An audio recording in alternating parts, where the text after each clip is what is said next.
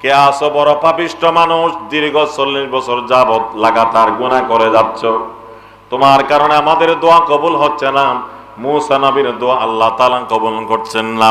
আল্লাহর পক্ষ থেকে মুসা নবীর মাধ্যমে এলান করা হচ্ছে, তুমি মজলিস থেকে বের হয়ে যাও, তাড়াতাড়ি তুমি বের হয়ে যাও। কয়েকজন মানুষ ঘোষণা দিতে শুরু করলো। পুরা এলাকায় ঘোষণা হওয়ার পরে এক ঘোষকের আওয়াজ তার কানে পৌঁছলো, ওই পাপিষ্ঠ মানুষের কানে। বলা হচ্ছে, নির্দেশ নবীর, মজলিস থেকে তুমি বের হয়ে চলে যাও। এখনো বড় বিপদে। ঘোষণা দেওয়ার পরে এই মুহূর্তে বের হয়ে যাওয়া, আর কেউ বের হচ্ছে না, একজন বের হচ্ছে, তাহলে সবার নজর পড়বে তার উপর। এই পাপিষ্ঠ মানুষটা তো এই লোকেই মনে হয়। আর যদি না গিয়ে বসে থাকি তখন আরো বড় বিপদ। আল্লাহ তাআলা হয়তো মুসা নবীকে মেনশন করে, এখন না বললেও পরের বার হয়তো মেনশন করে বলে দিতে পারেন, যে মানুষটার কথা বলছিলাম ও মজলিসের অমুক কর্নারে বসছে, তার পোশাক এরকম, চেহারা এরকম। আল্লাহ তাআলা এইভাবে যদি মুসা নবীকে বলে দেন, আর মুসা নবী যদি বলেন, এই কোয়ালিটির যে মানুষটা মজলিসে বসা আছে তাকে বের করো, তোমরা তাকে অনুসন্ধান চালিয়ে বের করো এবং তাকে মজলিস থেকে বের করে দাও, তখন তাকে এবারে সর্বনাশ। তখন ওই গুনাহগার মানুষটা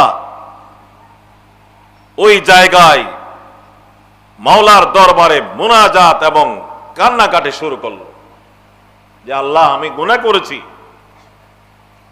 কিন্তু দীর্ঘ 40 বছর পর্যন্ত আমার গুনার খবর আমি জানতাম, তুমি জানতে, আর কেউ জানতো না। তুমি দয়া করেছো, মানুষের সামনে আমার গুনার কথা প্রকাশ করো নাই। আল্লাহ কত বড় দয়াবান।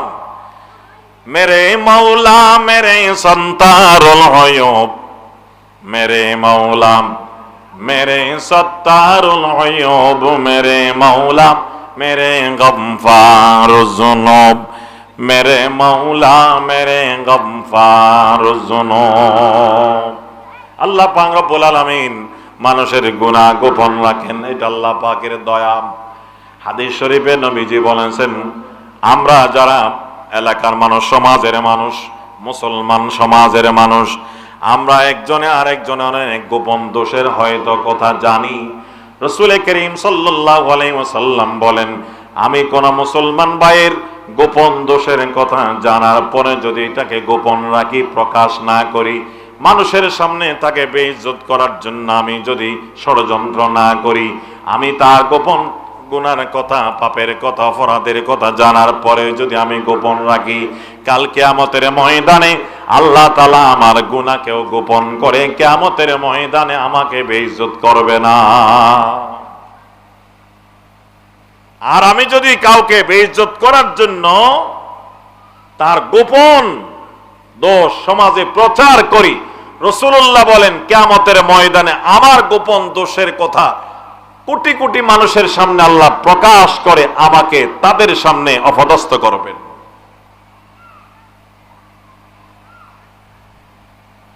আল্লাহ পাক রব্বুল আলামিন মানুষের অপরাধ গোপন রাখেন। আল্লাহ তো সবকিছু জানেন, জানার পরে গোপন রাখেন, সুযোগ দেন তওবা করার জন্য। এখন ওই 40 বছরের গুনাহগার কি গুনাহ করছে ও জানে, আল্লাহ জানে। নিশ্চয়ই ভয়ঙ্কর কোন গুনাহ করেছে, না হলে তার কারণে মজলিসে উপস্থিত থাকার কারণে সে মুসা নবীর দোয়া আল্লাহর দরবারে কবুল হচ্ছে না। এবং আল্লাহর পক্ষ থেকে দ্বিতীয়বার মুসা নবীকে বলা হলো তাকে মজলিস থেকে বের করে দাও, এরপরে দোয়া কবুল হবে। যে তখন সে যার যার কাঁদতে শুরু করল, আল্লাহ, এখন যদি আমি বের হয়ে যাই তখন আমি বেইজ্জত হব, মানুষ মনে করবে আমি সেই লোক।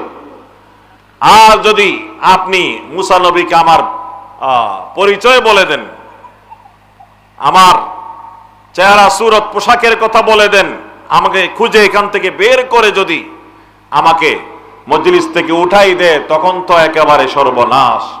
আল্লাহ, তুমি 40 বছর আমার উপর রহম করেছো, আজকেও তুমি আমার উপর রহম করো।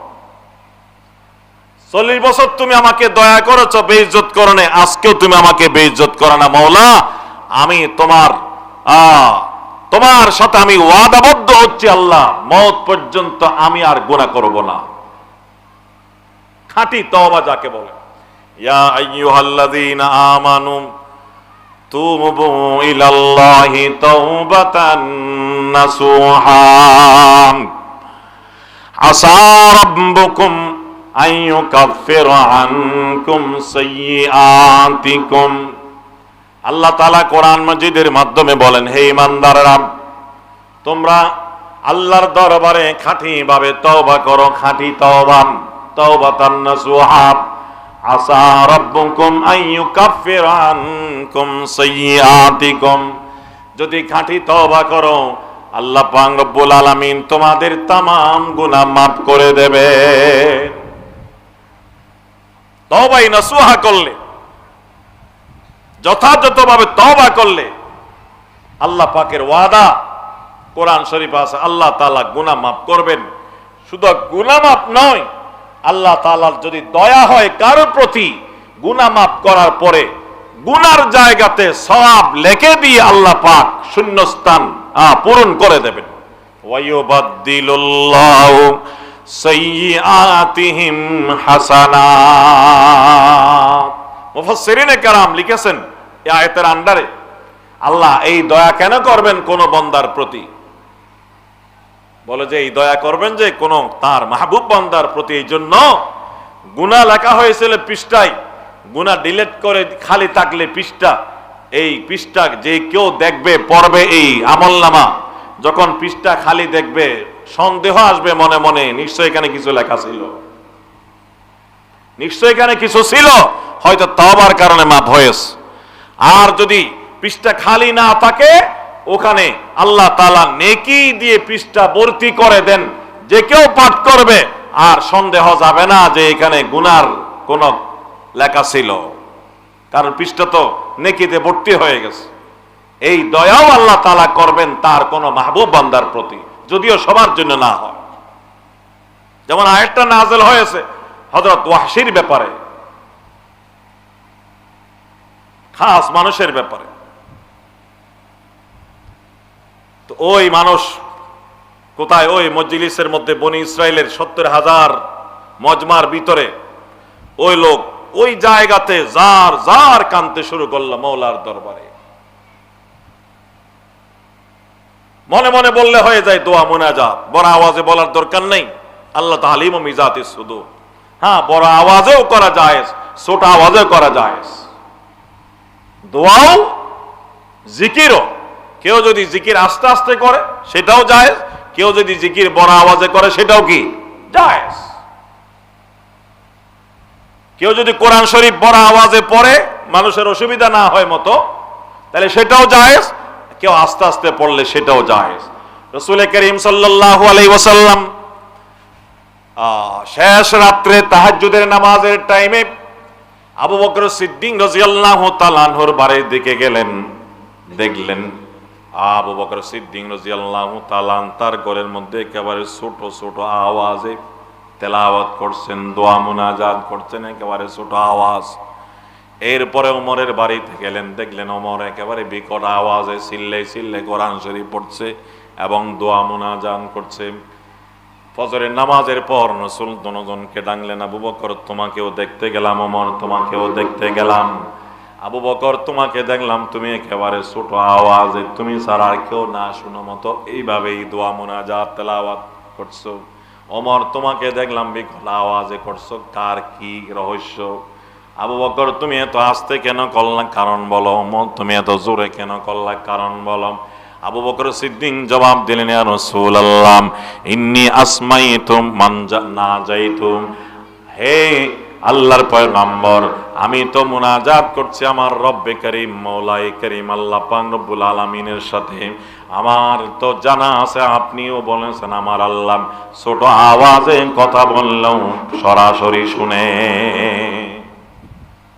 আল্লাহ তো একেবারে কাছে। ওয়া ইযা সাআলাকা ইবাদি আন্নী ফাইন্নী করিব, হে আমার নবী আমার বান্দারা, আমি আল্লাহর ব্যাপারে যদি আপনার কাছে প্রশ্ন করে আমি আল্লাহ কোথায়, কাছে নাকি দূরে, আপনি বলে দেন ফাইন্নী করিব, আমি আল্লাহ আমার বান্দার একেবারে নিকটে, একেবারে কাছে। অন্য আয়াতে বলছেন আল্লাহ ওয়া নাহনু আকরাবু ইলাইহি মিন হাবলিল ওয়ারিদ, আমি তার শাহী রগ থেকে আরো নিকটে।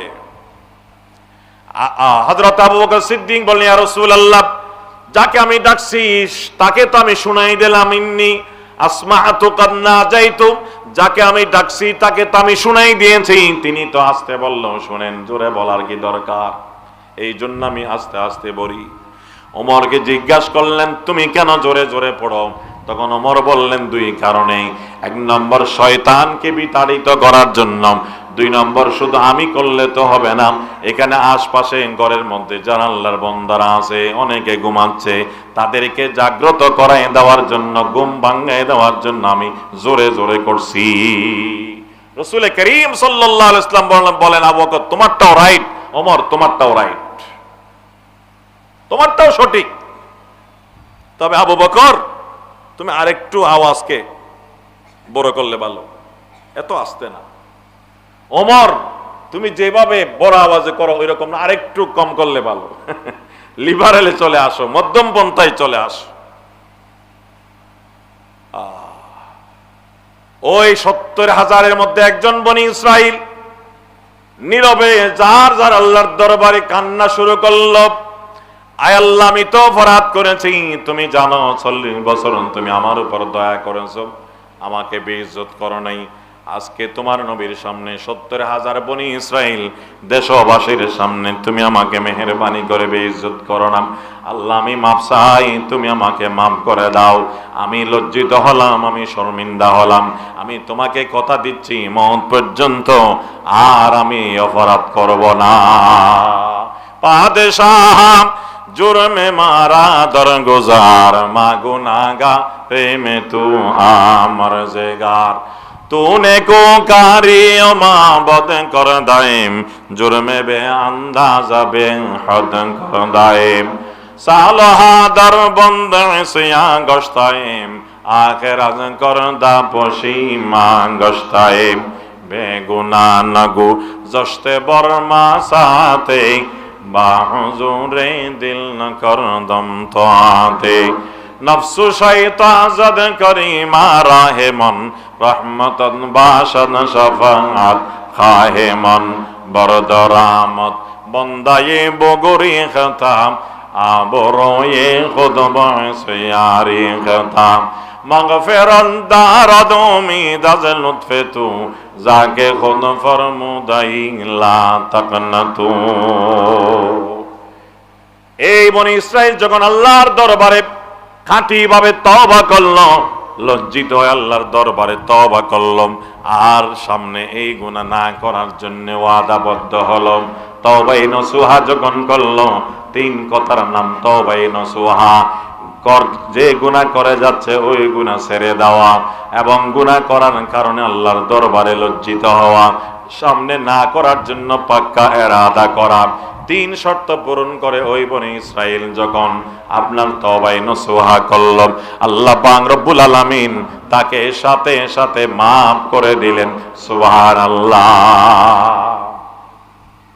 আল্লাহ তাকে maaf করে দিলেন। যখন maaf করে দিলেন, মুসা আলাইহিস সালামের কাছে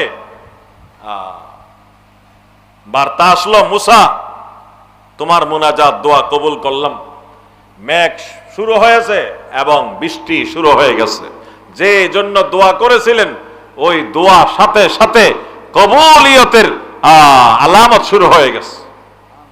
মুসা আলাইহিস সালাম বলেন যে আল্লাহ এতক্ষণ দোয়া করলাম, তুমি দোয়া কবুল করলে না, আর তুমি বললে ওই মানুষের কারণে দোয়া কবুল করো নাই, তাকে বের করে না পর্যন্ত দোয়া কবুল করবে না, এখনো তো এই মানুষ বের হতে আমরা দেখলাম না, আমরা বের করতেও পারি নাই, তাকে এখনো পর্যন্ত আবিষ্কার করতে পারি নাই, আল্লাহ তুমি আবার কেন আমার দোয়া কবুল করলে, বৃষ্টি বর্ষণ করলে?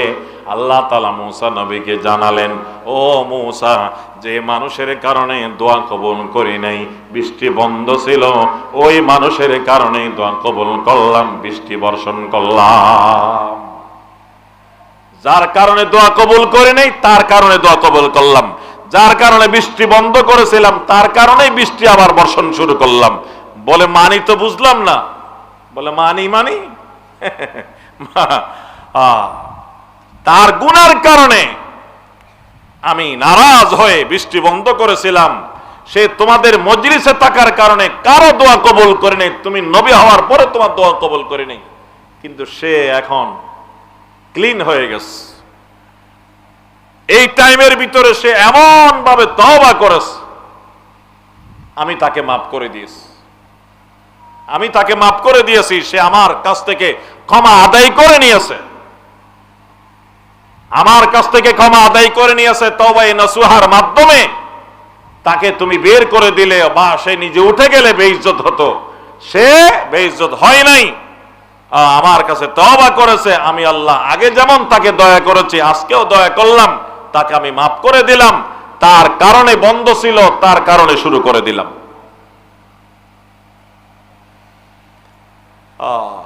তো এই যে আমাদের দুর্বিষহ জল এবং স্থলের মধ্যে বিভিন্ন ফাসাদ, বিভিন্ন অনিয়ম, এইগুলো সব আমাদের গুনার কারণে। কোরআনের কথা আল্লাহ পাক বলেন, যহারাল ফাসাদু ফিল বাররি ওয়াল বাহরি বিমা কাসাবাত আইদিন নাস। শুধু জমিনের মধ্যে নয়, সাগরের মধ্যেও জমিনের মধ্যেও যত ফাসাদ, যত বিপর্যয়, যত অনিয়ম, যত বিশৃঙ্খলা, সবগুলো মানুষের গুনার কারণে হয়। অনাবৃষ্টি, বৃষ্টি বন্ধ, এটা গুনার কারণে। দুবাইতে অতিবৃষ্টি, বন্যা হয়ে গেছে, এত ক্ষয়ক্ষতি গুনার কারণে। এইগুলো থেকে বাঁচার পথ তওবা এবং ইস্তেগফার। নূহ আলাইহিস সালাম তার কওমকে ওয়াজ করছেন, ফাকুল তুস্তাগফিরু রাব্বাকুম ইন্নাহুম কানা গাফফারা ইউরসিলিস সামাআ আলাইকুম মিদরারা ওয়া ইউমদিদুকুম বিআমওয়ালিন ওয়া বানিন ওয়া ইয়াজআল লাকুম জান্নাতিন ওয়া ইয়াজআল লাকুম আনহারা। নূহ আলাইহিস সালাম বলেন, আমার জাতি, আমার কওম, তোমরা আল্লাহর কাছে ইস্তেগফার করো, আল্লাহর কাছে গুনাহ মাফ চাও। যে যে যত বড় গুনাহগার তত বড় তওবা করো, যে যত বেশি তওবা গুনাহ করেছ তত বেশি তওবা করো, যে যতবার গুনাহ করেছ ততবার তওবা করো। ইস্তাগফিরু রাব্বাকুম, তোমরা তোমাদের রবের কাছে তওবা করো। ইন্নাহুম কানা গাফফারা, এমন নয় যে আল্লাহ তুমি গুনাহ করেছ রাগ করে তোমাকে ক্ষমা করবেন না, বরং তুমি যদি যথাযথ তওবা করো, শর্ত পূরণ করে যদি তওবা করো, নিশ্চয়ই তিনি বড় ক্ষমাশীল, তোমাকেও ক্ষমা করবেন। আর তোমাদের গুনার কারণে যে বৃষ্টি বন্ধ হয়েছিল, ইউরসিলিস সামা আলাইকুম মিদরারা, ইস্তেগফার করলে, গুনাহ মাফ চাইলে, তওবা করলে আল্লাহ পাক রব্বুল আলামিন তোমাদের জন্য আসমান থেকে জরুরত এবং প্রয়োজন মোতাবেক বৃষ্টি বর্ষণ করবেন। ইউরসিলিস সামা আলাইকুম মিদরারা ওয়া ইউমদিদুকুম বিআমওয়ালিন ওয়া বানিন। ইস্তেগফার করলে তিনি তোমাদেরকে সম্পদ দান করবেন, সন্তান দান করবেন। ওয়া ইয়াজআল লাকুম জান্নাতিন ওয়া ইয়াজআল লাকুম আনহারা, এবং তিনি তোমাদেরকে বাগান দান করবেন, নদ নদী দান করবেন। তোমাদের জন্য বাগান সৃষ্টি করবেন, নদ নদী পানিতে ভর্তি নদী নালা আল্লাহ তাআলা তৈরি করে দেবেন, সৃষ্টি করে দেবেন, যদি তোমরা ইস্তেগফার করো। ক্বালান নবী সাল্লাল্লাহু আলাইহি ওয়াসাল্লাম, মান লাযিমাল ইস্তিগফার জাআলাল্লাহু লাহু মিন কুল্লি হাম্মিন ফারাজা ওয়া মিন কুল্লি যিকিম মাখরাজা ওয়া রাযাকাহুল্লাহু মিন হাইসু লা ইয়াহতাসিব। আল্লাহর নবী বলেন, আমাদের প্রাণপ্রিয় নবীজি বলেন, মান লাযিমাল ইস্তিগফার, যে মানুষ ইস্তেগফারকে আবশ্যক করে নেবে,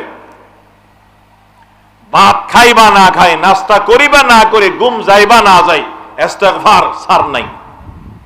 সকালে ইস্তেগফার, একেবারে না পারলে 10 বার, মধ্যম হলে 100 বার, বেশি পারলে 1000 বার। মান লাযিমাল ইস্তিগফার, যে নিয়মিত ইস্তিগফারকে আবশ্যক করে নেবে, তিনটা পুরস্কার। জাআলাল্লাহু লাহু মিন কুল্লি হাম্মিন ফারাজা, আল্লাহ তাআলা তার সমস্ত পেরেশানি দূর করে দেবেন, সব টেনশন আল্লাহ দূর করে দেবেন। আল্লাহ রাসূলের সহিহ হাদিস।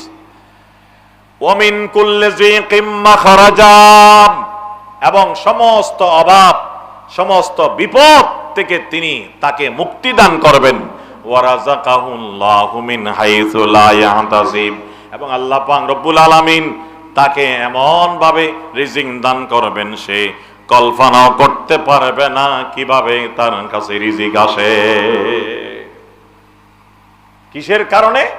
আমল কি? ইস্তিগফার, আল্লাহর কাছে তওবা করা, আল্লাহর কাছে মাফ চাওয়া। একটা ঘটনা বলে আলোচনা শেষ করছি। হযরত হাসান বসরি রহমতুল্লাহি আলাইহি, বিশিষ্ট তাবেঈ, সরগরুহে আউলিয়া, তাজুল আউলিয়া, সমস্ত আউলিয়া কেরামের সরদার, হযরত আলীর শীর্ষ শাগরিদ হযরত হাসান বসরি রহমতুল্লাহি আলাইহি বসে আছেন, ছাত্র খাদেম মুরিদান বসে আছে।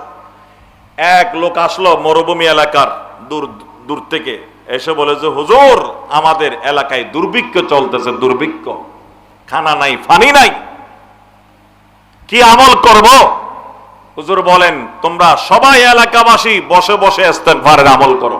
কিসের আমল? ইস্তিগফারের আমল। সবাই গুনাহ মাফ চাও, একা দলবদ্ধভাবে সবাই গুনাহ মাফ চাও আল্লাহর দরবারে।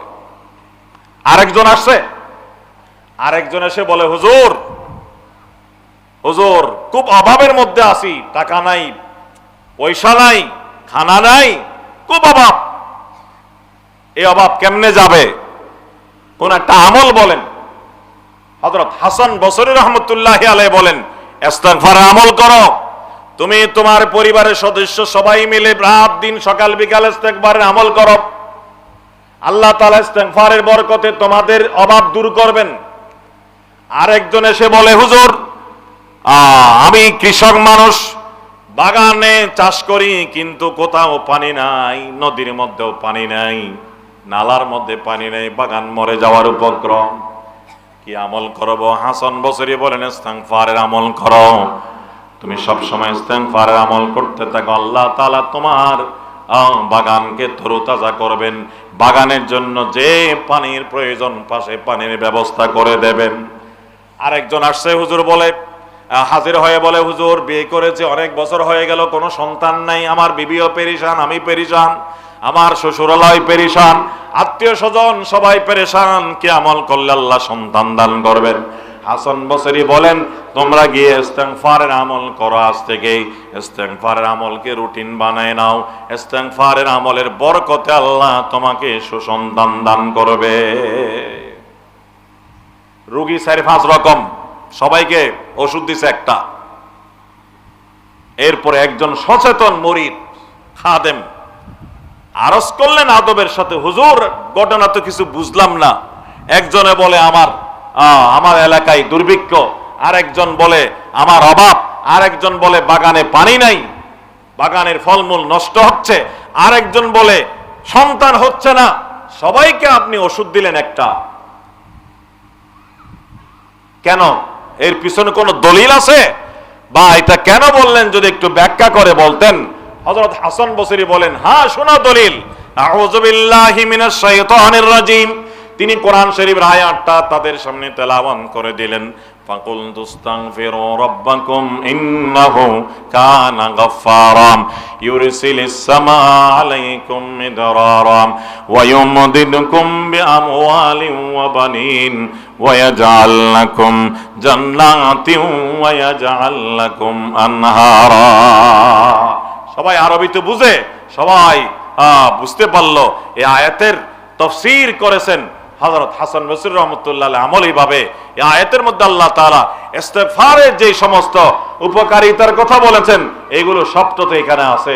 এই আয়াতের উপর নজর দিয়ে তিনি সবাইকে এই সবক দিয়েছেন, এই ওষুধ বলেছেন।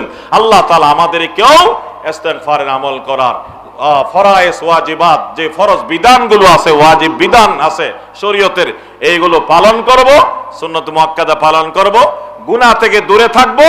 এরপরেও যদি গুনাহ ছোটখাটো হয়ে যায়, তওবা ইস্তেগফার করতে দেরি করব না। ইস্তেগফারের আমল করতে থাকলে আল্লাহ তাআলা দেখবেন সব বিপদ আপদ থেকে আমাদেরকে মুক্তি দান করবেন, পেরেশানি দূর করে দেবেন, অভাব দূর করে দেবেন, এবং আল্লাহ তাআলা টেনশন মুক্ত জীবন দান করবেন। আল্লাহ আমাদের সকলকে বুঝার আমল করার তৌফিক দান করুন। আমিন সুম্মা আমিন। ওয়া আখিরু দাওয়ানা আনিল হামদুলিল্লাহি রাব্বিল আলামিন ওয়া সাল্লাল্লাহু তাআলা আলা খাইরি খালকিহি মুহাম্মদ ওয়া আলিহি ওয়া আসহাবিহি আজমাইন। আপনাদের সকলের